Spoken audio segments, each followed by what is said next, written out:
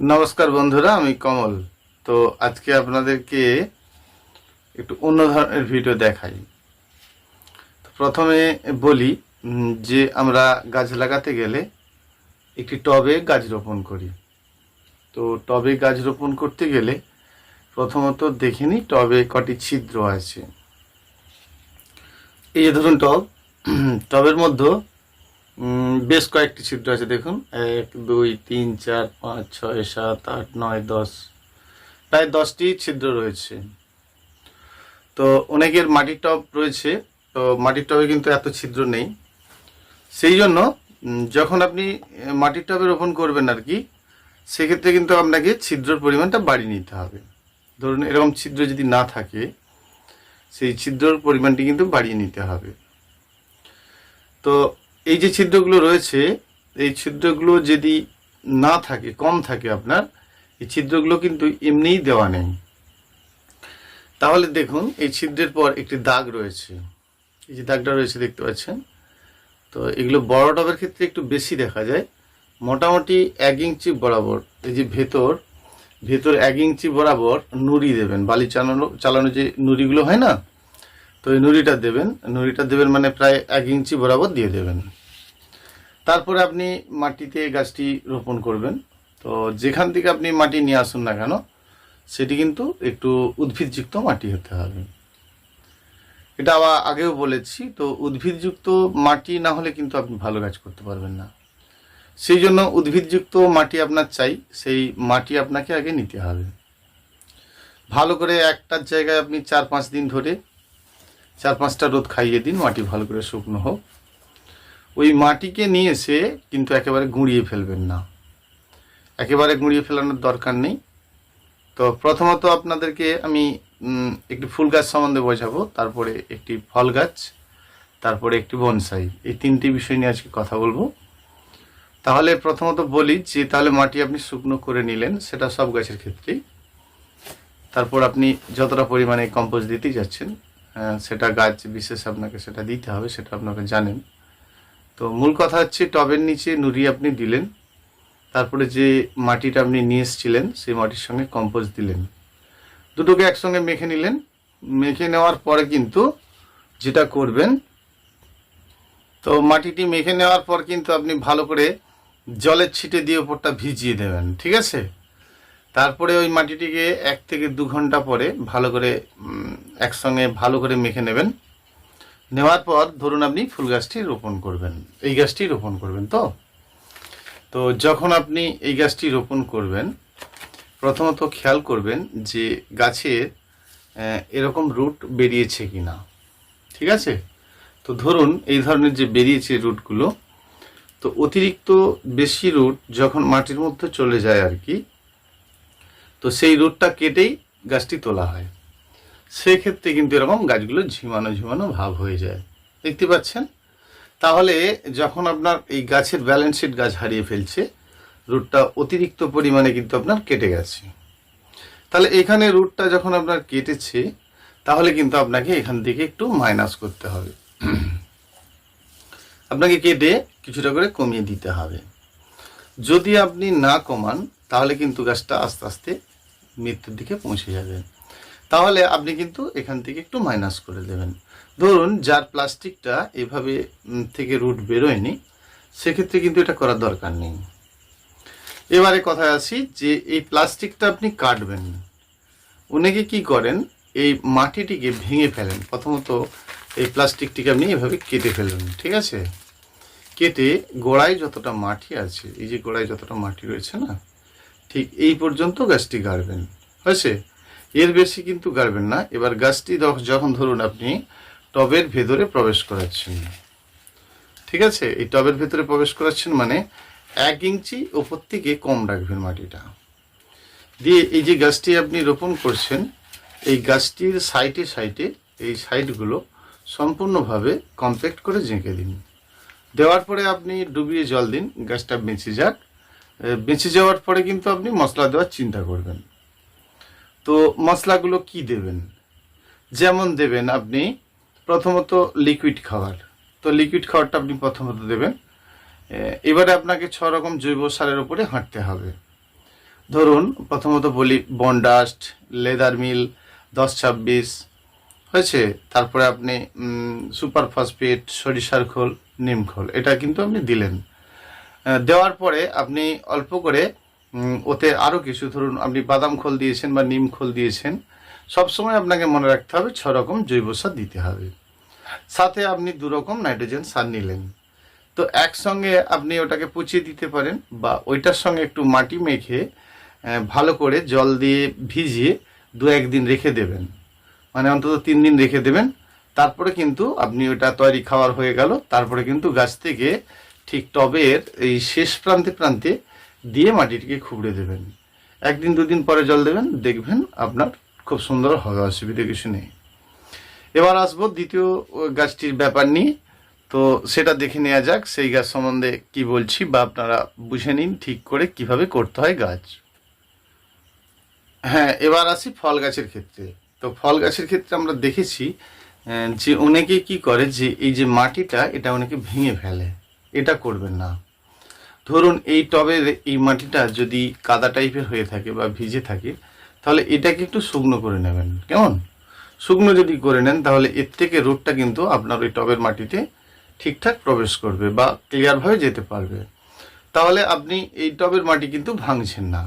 ভেঙে দেওয়া মানে এটা কিন্তু গুটি আবরিত, দেখুন এখানটা গুটি আবরিত। তো এই জায়গাটা যদি লুজ হয়ে যায় কোনো কারণে, তাহলে গুটিটা যদি ভেঙে যায়, সেক্ষেত্রে কিন্তু ক্ষতি হবে। অতএব সেটা করবেন না।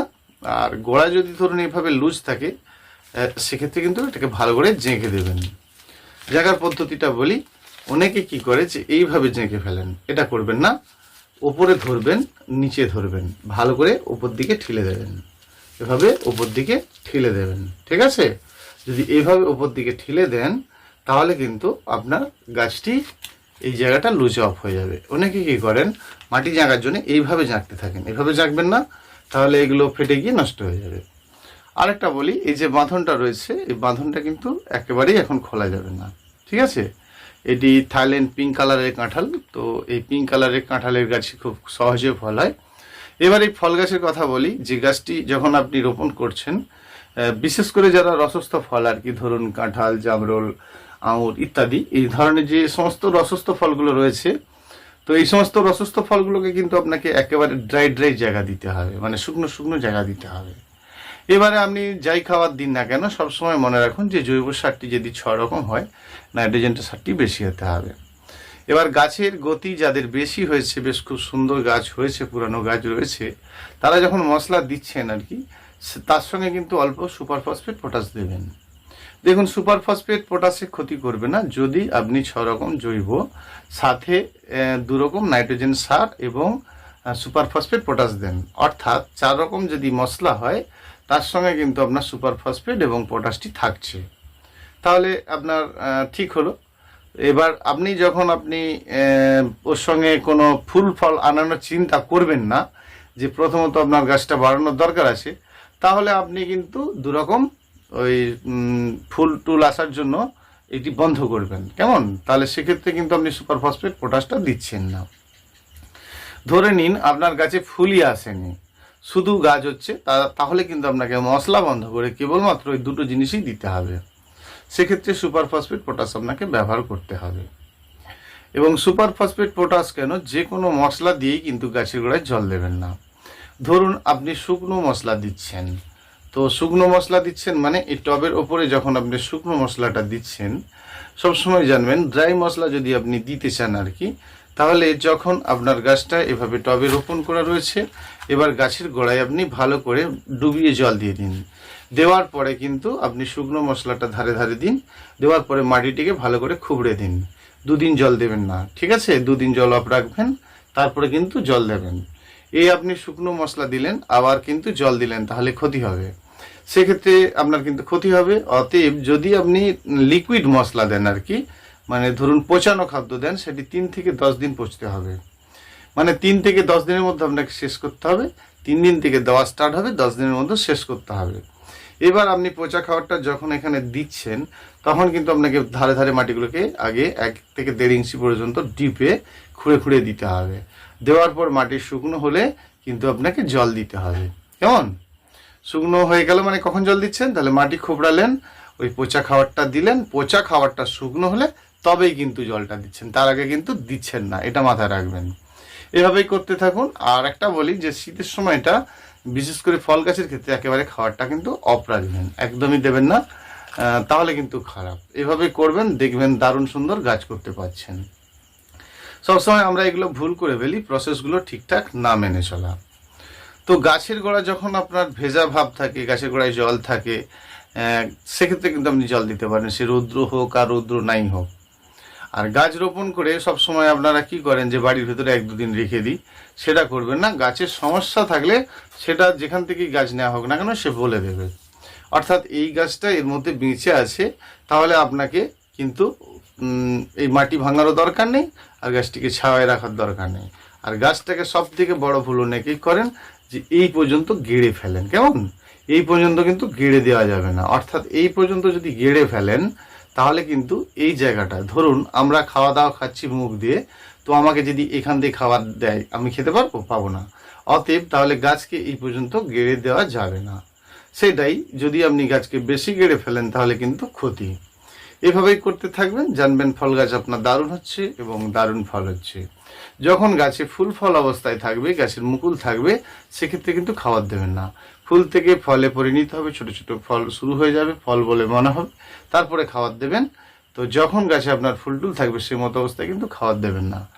বিশেষ করে শীতকালে খাবারটা একটু বন্ধ রাখবেন, দেখবেন একদম 1 নম্বর ফল অবশ্যই আপনি করতে পারবেন। যাদের মাটির ক্ষেত্রে আছে সেক্ষেত্রে কুপিয়ে দেবেন, পারলে যাদের গাছে গতি রয়েছে একটু সুপার ফসফেট পটাশ দেবেন, দেখবেন আপনি কিন্তু দারুণ গাছ করতে পারছেন। এভাবে করলে আপনাদের কোনো সমস্যা হবে বলে মনে হয় না। ঠিক আছে, পরবর্তীতে যাই। হ্যাঁ, এবারে বলছি যে বনসাই প্ল্যান্টের গাছ করতে গেলে আপনাকে এভাবে একটা সাধারণ টবে লাগিয়ে দিতে হবে। ঠিক আছে, গাছ খুব ফার্স্ট ক্লাস বনসাই একেবারে এলোমেলোভাবে বৃদ্ধি হয়ে যাবে। সবসময় মনে রাখতে হবে যে গাছকে আপনি বনসাই আকৃতি করবেন আর কি, সেটা আপনার এই যে কোনো জেড প্ল্যান্ট বা ফাইকাস যাই হোক না, বা বট গাছ, আপনি যেটা করেন, আপনার যেটা ভালো লাগে, সেক্ষেত্রে কিন্তু আপনাকে জেনে নিতে হবে যে যখনই আপনি বনসাই প্ল্যান্টের গাছ করবেন একটু বড় টবে দিয়ে দেবেন। ঠিক আছে, একটু বড় টবে দেবেন, গাছ গতি হবে। তারপরে এই টবটি খুলে, এখান থেকে খুলে নেবেন, এই টবটি খুলে নিয়ে আবার পুনরায় টবটি বসাবেন। তো আবার যখন আপনি পুনরায় বসাবেন তখন কিন্তু এই সমস্ত ডাল কিছুটা কিছুটা কাটতে হবে। কেমন? যখন আপনি এই ডালটা কাটবেন, এই খাদ্যটাই আবার এইখানে মোটা কাণ্ডে এসে পরিণত আবার পৌঁছে যাবে। কেমন? তো যখনই আপনার ওই গাছের ডাল আপনি কাটবেন, ওটা আপনার কিন্তু লস নেই। অর্থাৎ গাছকে প্রথমত বৃদ্ধি না করে নিলে কিন্তু আপনি ভালো বনসাই মোটেই গড়ে উঠতে পারবেন না, করতে পারবেন না। অতএব আপনাকে বনসাই গাছ যদি গড়তে হয় তাহলে প্রথমত একটি বড় টবে রোপণ করতে হবে। কেমন? যখনই আপনি এরকম বড় টবে গাছ রোপণ করবেন, তো এই বড় টবে যখন আপনি গাছ রোপণ করবেন, সেই গাছটি রোপণ করার সময় তো আপনার শেকড়টা আবার যখন তুলবেন, তো শেকড়টা এইভাবে তুললে এই শেকড়গুলো সাইডে কাটা পড়বে। সেক্ষেত্রে কিন্তু আপনি কখনোই এই সোজাকে সোজা শেকড় কাটবেন। ধরুন টপ দিকে আপনি খুলে ফেলছেন, খুলছি না এখানে, ধরুন যখন আপনি এটা খুলে ফেললেন একদম সোজা সোজা করে কাটবেন। কেমন? কখনোই তোলাকার মাটি, যে টবের তোলার নিচের মাটি ভেঙে ফেলবেন না, আর উপরের এই যে গাছের গোড়া রয়েছে, গাছের গোড়ার উপরের মাটি ভাঙবেন না, তাহলে কিন্তু আপনার গাছ মরবে না। যেহেতু আপনি সাইডে শেকড় কেটেছেন, সেক্ষেত্রে কিন্তু আপনাকে উপর থেকে কিছুটা কিছুটা মাইনাস করতে হবে। এভাবে করতে থাকলে আপনি দারুণ গাছ করতে পারবেন এবং ভালো কিছু করতে পারবেন। সেই জন্য আমরা যখন গাছ করি, গাছের প্রসেস অনুযায়ী না করার জন্য আমাদের প্রচুর সমস্যা হয়, যে আমরা গাছকে ঠিকঠাক করতে পারছি না। এটাই ভুল করি যে একসঙ্গে বেশি পরিমাণে খাবার টাবার এটা ওটা দিয়ে ফেলছি, সেক্ষেত্রে আমাদের একটু সমস্যা হয়। সেই জন্য আমরা সব সময়ের জন্য সাধারণভাবে গাছ করব। প্রথমত গাছ রোপণ করব, এবং গাছ রোপণ করতে গেলে মাটিতে কিন্তু মশলা একদমই মাখবো না। যদি আপনি ভার্মি কম্পোস্ট, কোকোপিট বা অন্যান্য কোনো এরকম ধরনের কম্পোস্টের উপরে জোর দেন, তা দিতে পারেন। কিন্তু সবসময় জেনে রাখতে হবে যে সবসময় কোকোপিট, ভার্মি কম্পোস্ট যখন আপনি ব্যবহার করবেন না, তারা কিন্তু সব সময়ের জন্য ঠিক থাকে না। সেগুলোকে আপনাকে মাঝে মধ্যে কিন্তু আবার কমিয়ে ফেলে দিতে হবে। ধরুন আপনি টপ দিকে খুলে ওগুলো কিন্তু ঝেড়ে ফেলতে হবে, সম্পূর্ণ ঝেড়ে ফেলে আবার কিন্তু আপনাকে রোপণ করতে হবে। সম্পূর্ণ ঝাড়লে ক্ষতি হবে না, ধরুন এই গাছটি যখন রোপণ করা হয়েছিল, এই কারণে আপনাকে বারণ করা হয়েছিল যে এই মাটিটা কিন্তু আপনি ভাঙবেন না। বুঝলেন যে এই মাটিটা যদি আপনি ভেঙে ফেলতেন, তাহলে কিন্তু পরবর্তী অবস্থায় যখন গাছটা এভাবে বৃদ্ধি হলে তাহলে যখন আপনি খুলছেন সেক্ষেত্রে কিন্তু এই গাছের গুটিটা না থাকলে ক্ষতি হবে। অতএব এই গাছের যে গুটিটা রয়েছে সেই গুটিটা কিন্তু আপনার থাকতে হবে। এবার একটা ব্যাপার আছে, ধরুন আপনি কোনো শৌখিন গাছ করছেন, যে কোনো শৌখিন জাতি গাছ যেগুলো কোকোপিট, ভার্মিকম্পোস্ট বা বালির মধ্য দিয়েই রোপণ করা থাকে, কেমন? তাহলে ধরুন এই গাছটি এখানে মাটি দিয়ে গাছটি রোপণ করা আছে, ঠিক উল্টোভাবে ধরুন আপনি গাছটা কিনে নিয়ে গেলেন কিসের উপরে, সম্পূর্ণ বালির মধ্য বা কোকোপিটের মধ্য দিয়ে গাছটি নিয়ে গেছেন। তাহলে আপনার এই গাছের গোড়ায় যদি কোকোপিট থাকে তাহলে এর পরের মাটি মানে যখন আপনি এই টবে রোপণ করবেন সেক্ষেত্রে কিন্তু এইখানে আপনার এই যে কোকোপিটে, ধরুন এটা কোকোপিটের গাছ, ঠিক আছে? তো কোকোপিটের গাছটা যখন আপনি মাটির মধ্যে দিচ্ছেন তাহলে এই কোকোপিটে ওভার পরিমাণে কিন্তু জল ধারণ করবে। বোঝা গেল আমার ব্যাপারটা? তাহলে এখানে যদি কোকোপিট থাকে আপনার এই টবেও কিন্তু কোকোপিট থাকতে হবে। সেক্ষেত্রে এই যখন আপনি এটা মাটিতে রোপণ করবেন তখন কিন্তু এটা যদি কোকোপিট হয় তাহলে কোকোপিটটা ঝেড়ে ফেলতে হবে, হয়েছে? সেক্ষেত্রে যখন আপনার পরবর্তী অবস্থায় গাছটি চেঞ্জ করা হবে, এটা একটা ব্যাপার আছে, যখন গাছটি বৃদ্ধি হয়ে সুন্দর হয়ে যাচ্ছে পরবর্তী অবস্থায় যখন আপনি চেঞ্জ করবেন, টবটিকে এইভাবে ধরে সাইডে টোকা মারবেন, দেখবেন পুরোপুরি শেকড়টা খুলে আসছে, কেমন? সেই ক্ষেত্রে আপনাকে গাছের ডাল আগে মাইনাস করতে হবে, তারপরে কিন্তু এর ভেতরে যে কোকোপিটে আপনি গাছটি রোপণ করেছিলেন কোকোপিটটি আস্তে আস্তে সম্পূর্ণ ঝেড়ে ফেলতে হবে। যখন আপনি গাছের ডাল মাইনাস করে দেবেন, ঠিক এরকম গাছের ডাল মাইনাস করে দেবেন, তখন কিন্তু গাছটি বেঁচে থাকা সম্ভব, কারণ এখানের মাটিটা আপনি ঝাড়বেন। তাহলে আমি কোন মাটিগুলো ঝাড়ছি? যেগুলো আমি কোকোপিটের মধ্যে গাছটি রোপণ করছি। এভাবেই গাছ করতে থাকবেন, দুর্দান্ত গাছ করতে পারবেন। ইউটিউব চ্যানেলের সকল বন্ধুদের অসংখ্য ধন্যবাদ। চেষ্টা করব বিভিন্নভাবে আপনাদেরকে বিভিন্ন দিক দিয়ে বোঝানোর। আমি একটু সাধারণ ভিডিও করতে ভালোবাসি এবং সাধারণ কথা বলতেই বেশি ভালোবাসি। সাধারণভাবে গাছ করুন। গাছ যদি আপনি সাধারণভাবে গাছ করেন তাহলে আপনি কিন্তু খুব সুন্দর গাছ অবশ্যই গড়ে তুলতে পারবেন। সাধারণভাবে গাছ করার মজাই আলাদা। গাছটিকে প্রথমত রোপণ করুন নর্মালভাবে, সাধারণভাবে, দারুণ গাছ আপনি গড়ে তুলতে পারবেন। আপনি খুব সুন্দর গাছ গড়ে তুলতে পারবেন। না পারলে অবশ্যই আমাকে ফোন করবেন। ফোন নাম্বার তো জানা আছে, 9609456194। নমস্কার বন্ধুরা, ভালো থাকবেন সবাই, সকল বন্ধু ভালো থাকবেন। অসংখ্য ধন্যবাদ।